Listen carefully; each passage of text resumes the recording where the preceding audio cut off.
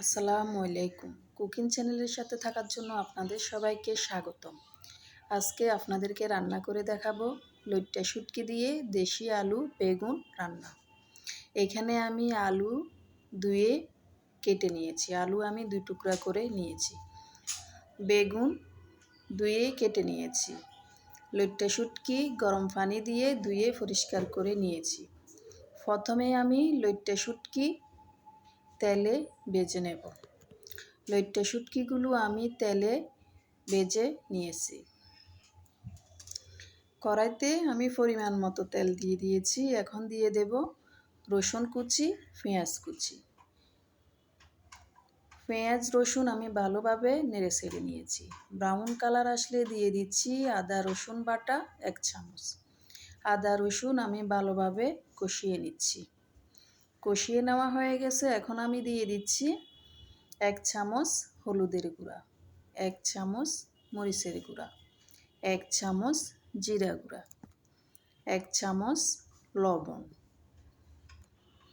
মশলাগুলো আমি ভালোভাবে নেড়ে ছেড়ে দিচ্ছি। মশলাগুলো কষিয়ে নেওয়ার জন্য সামান্য পরিমাণ পানি দিয়ে দিয়েছি। এখন দিয়ে দেব ভেজে রাখা শুটকি। শুটকিগুলো দিয়ে আমি আরেকটু কষিয়ে নেব।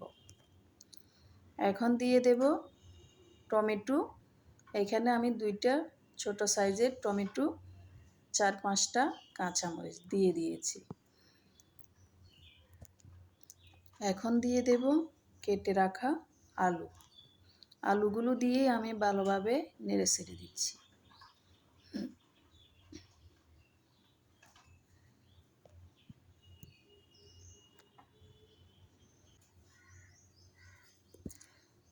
এখন দিয়ে দেব বেগুন। বেগুন আলুর সাথে ভালোভাবে নেড়ে ছেড়ে দিয়েছি। বেগুন আলু কষিয়ে নেওয়ার জন্য সামান্য পরিমাণ পানি দিয়ে দিয়েছি। আবারও আমি ভালোভাবে নেড়ে ছেড়ে দিচ্ছি। এখন আমি 1.5 থেকে 2 মিনিট ঢাকনা দিয়ে কষিয়ে নেব।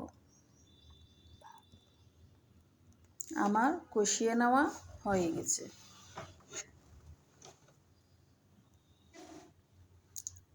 এখন আমি দিয়ে দেব পানি।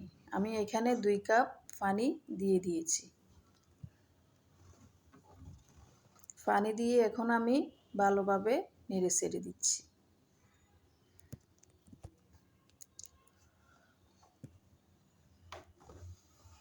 আপনারা একবার এই রান্নাটা বাসায় ট্রাই করবেন।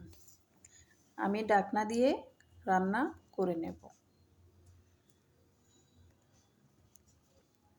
আমার রান্না করা হয়ে গেছে। এখন আমি দিয়ে দিচ্ছি ধনিয়া পাতা। আপনাদের কাছে আমার রান্নাটা কেমন লাগছে আমাকে কমেন্টে জানাবেন।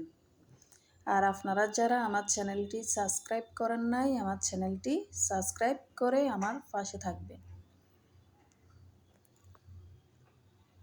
আপনারা সবাই ভালো থাকবেন, সুস্থ থাকবেন।